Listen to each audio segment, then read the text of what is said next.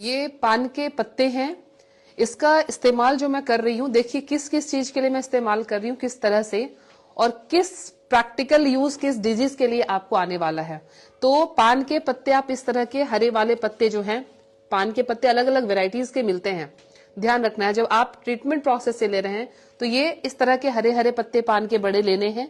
एक पत्ता आपने लिया और उसमें एक चुटकी आपने सिर्फ अजवाइन की डाली, और इस तरह से चुटकी एक अजवाइन की डाल के प्रॉपर इसका आप पान तैयार कर लेंगे। जैसे अमिताभ बच्चन ने खाया था, खाई के पान बनारस वाला, आपको इस तरह से इसमें और कुछ भी नहीं मिलाना है। सिंपली हमने पत्ता और अजवाइन ले लिया है और इसको कंज्यूम कर लेना है, चबा चबा कर खा लेना है। इसके फायदे क्या हैं? आपको किसी भी तरीके की खांसी हो, कोल्ड की वजह से खांसी हो कफ वाली, या फिर आपकी ड्राई खांसी हो, या फिर आपको एलर्जी की वजह से जो है कफ का फॉर्मेशन बार बार हो रहा है, ये एक खुराक आपको 1 डे एटलीस्ट 50% रिलैक्सेशन दे देगा। बहुत पुरानी खांसी है, एलर्जी की प्रॉब्लम है, आप इस चीज को 1 टाइम डेली आप करते रहें।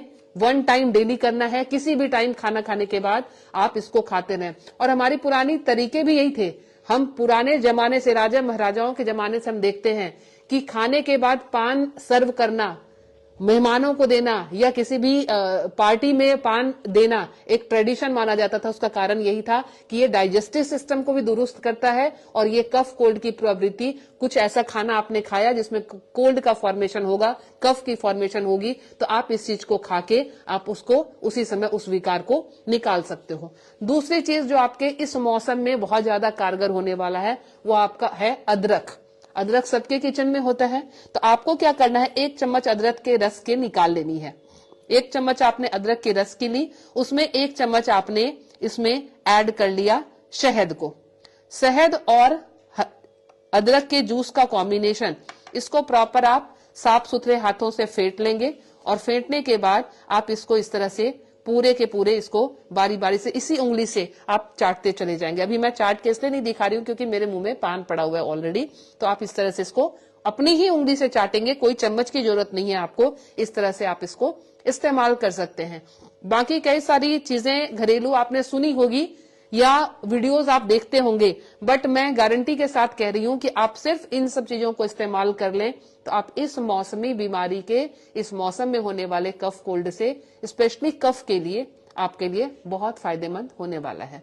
तो मैम कौन सा पान लेना चाहिए? पान बेसिकली हमारे जो पान की दुकान पे मिलेंगे आपको इस तरह के एक पान की वैरायटी मिलेगी जिसको मीठा पान कहते हैं।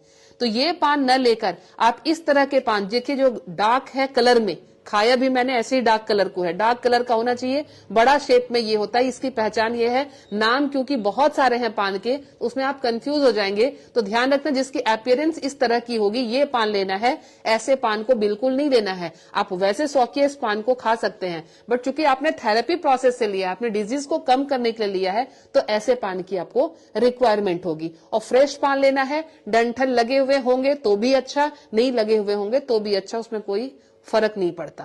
तो मैं बच्चे खा सकते हैं इसको? बिल्कुल, 5 साल से ऊपर के बच्चे को आप कंप्लीट एक पान खिला सकते हैं। 5 साल से छोटा बच्चा है तो ध्यान रखिए, आपने बहुत अच्छी चीज पूछी है। अगर 5 साल से छोटा बच्चा है जिसको बार बार निमोनिया होता है, चेस्ट में कफ इतना जमता है कि नेबुलाइजर की आपको जरूरत पड़ती है, उसके लिए आप क्या करेंगे, इसमें सिंपली आप जैसे घी होती है, घी हम लेके घी को इस तरह से इसको लेप कर देंगे।